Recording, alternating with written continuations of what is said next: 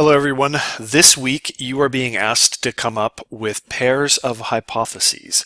And so what I want to do is go through a little bit more detail. This presentation is pretty short, but it's going to contain more detail than what you're being asked to do. But it's, I think, relevant to coming up with hypotheses and doing null hypothesis research testing, or null hypothesis testing is what it's often referred to. So I'm going to go through some details here, but in the end, when I get to the end of the presentation, you'll see that really what I'm asking you to do is just to submit the hypotheses themselves. All right, let's step back for a second. Why do we come up with hypotheses? Well, that's just part of an overall process that we will actually undergo when we're doing quantitative studies.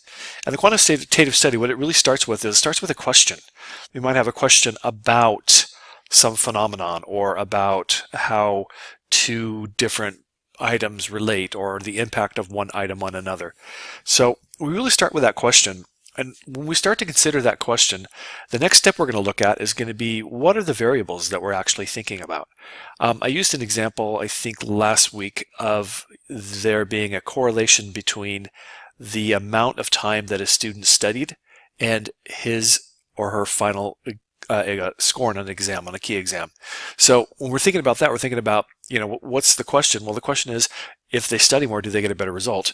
When we start to identify key variables, one of the variables we're going to look at is going to be the result on the exam, and the other variable we're going to look at is the number of hours spent studying. So we'll have two variables there, and those are our two key variables that are part of our study that are going to be used to help us answer the question that we started with. Once we identify the key variables, then we want to start to consider relationships between them. And there can be, relationships in the sense that they could be correlated, like the two that I just talked about. Or there could be relationships in the sense that there is one variable that impacts another variable. So we'll think about the kind of relationships between those variables. And what we'll do is we'll formulate hypotheses, pairs of hypotheses. And the pairs of hypotheses are traditionally they're opposite of each other. So you would state a null hypothesis, and then you would state the opposite of that null hypothesis. And the reason why we do that becomes clearer as we go through this. So let's go back to our example of the number of hours studying impacting the test score. Our null hypothesis in that case would be to state that there's no relationship between those variables at all. Or we might state it in such a way that we say that the number of hours spent studying does not significantly impact the final test score. So that's our null. And we're always basically stating that there's nothing going on, there's nothing happening. We also formulate an alternative hypothesis, and the alternative hypothesis is essentially the opposite of the null, that there is in fact a relationship, and that there is in fact either a relationship between the numbers, or that one of the variables has an impact on the other. And in our case, it would be, our alternative hypothesis would be that the more hours that the student spends studying, the higher the grade is going to be on the final exam. So those are our first pair of hypotheses. It's basically, we start with the null, saying that there's nothing there. We don't expect to find anything in our research. And then we state an alternative. And I'll give you a little foreshadowing on this one. The reason why we start with the null is because the research that we do is to see if there is in fact a statistically significant relationship between our variables. And if in fact there is, then we are able to reject the null, and step 2, accept the alternative. But it's only when we're able to reject the null, because the results that we got show that the null is in fact not true at a certain level, that we begin to think about the alternative hypothesis. Now, how do we know if we can reject the null or not? Well, we're going to determine a level of confidence. And the confidence level is going to be something that we might call our significant level, or our alpha, or our p-value. There's a number of different names for it. But what we do is we say we are willing to believe our results if, in fact, there's at least a 95% chance that they're accurate, or there's a 90% chance that they're accurate, or in some cases it has to even be a 99% chance that they're accurate. And I'm going to talk about this a little bit more in a later slide. So we determine our level of confidence, and then we conduct the research. The research is going to give us back the results, and it's going to give us back the actual level of confidence that we got from conducting the research.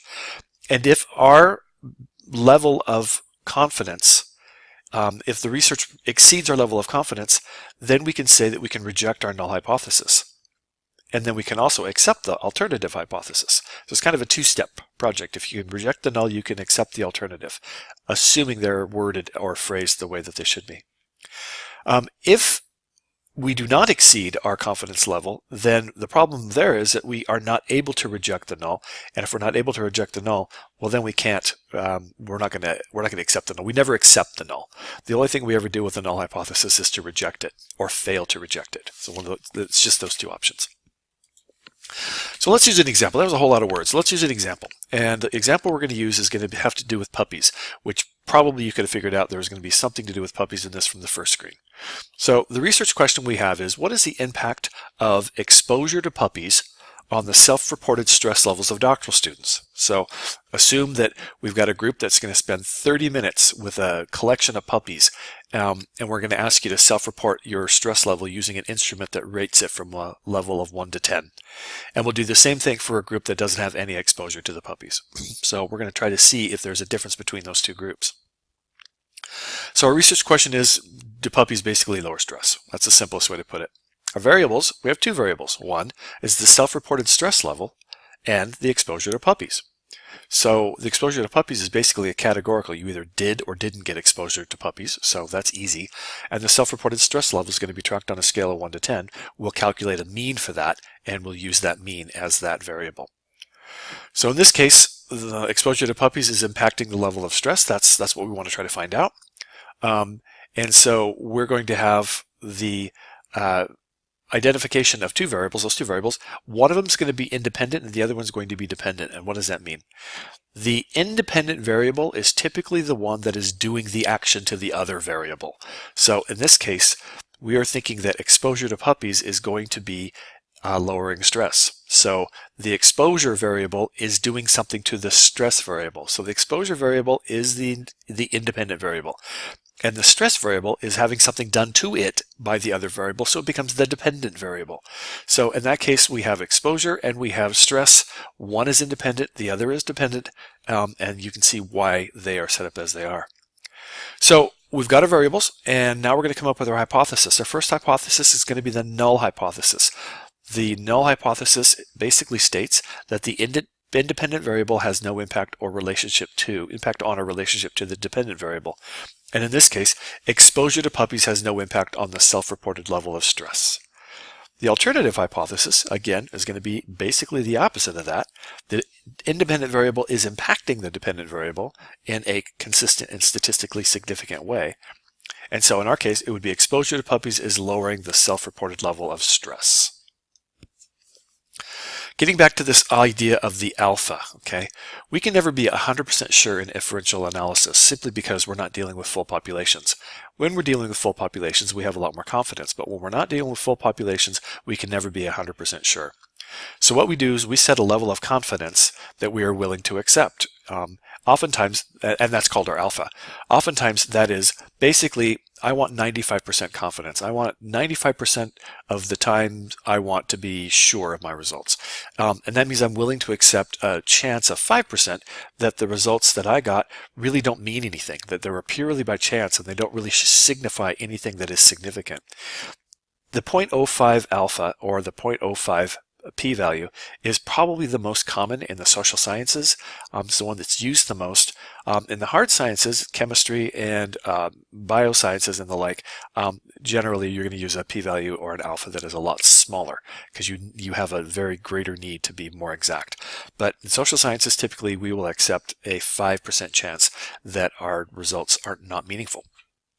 So that's what we're going to do. We're going to say 5% chance. That means our alpha is set to 0.05 or 5%. So then we're going to conduct our statistical analysis, and the statistical analysis, or the tool that we're going to use, will give us, generally it is indicated as SIG in italics.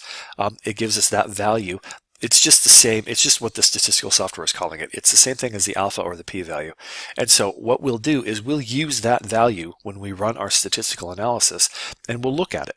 And if the results look good and the significance value falls below our alpha or our threshold that we've set, then we can say that we have statistically significant results.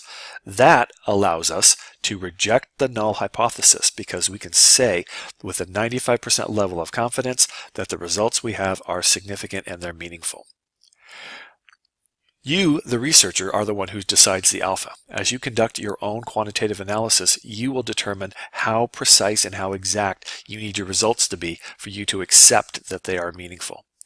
So we're going to talk more about p-value later in the class, and I've got a couple of presentations that goes into a little bit more detail, but I just wanted to give you an idea of what's involved in rejecting the null hypothesis when we have a null and we have an alternative hypothesis. How do we get to that point of rejection? It is about the null the hypothesis being rejected because we have met our alpha. We have met our stated alpha level, or we have confidence, enough confidence in our results that we can reject the null. So let's get back to the puppies. Okay, so remember that the null hypothesis is that exposure to puppies has no impact on self-reported stress levels. And we're going to focus in on the null now. We don't really ever worry about the alternative hypothesis until we have successfully rejected the null hypothesis. Okay, so we ran an experiment. We have two groups of 30 doctoral students. Group 1 gets 30 minutes with the puppies and Group 2 gets no time with the puppies. Both groups at the end of this experiment complete a tool that reports their stress level on a scale of 1 to 10. And then we calculate a mean for each group. So Group A has a mean and Group B has a mean. We conduct a t-test. A t-test is a specific function, it's a specific statistical tool used to do exactly what we need to do, and that is to compare the means of two groups to determine if they are statistically significantly different. So t-test is the simplest way to do that. The puppies group mean is 4.25. That means that they're reporting a collective stress level or a mean stress level of 4.25. But the no puppies group reported a collective or mean stress level of 6.72. So are those different, or is that just attributed to the scatter around the mean, or is that attributed to outliers? So when we run our t-test, the t-test will give you two things. It will give you a t-statistic, which I'm not going to go into the detail of that right now, but it's a measurement of the difference between the two means. And it will give you a significance, or a p-value, or something that represents your alpha. And let's say for the sake of argument that our t-statistic was 3.5645 with a significance value of 0.00382888.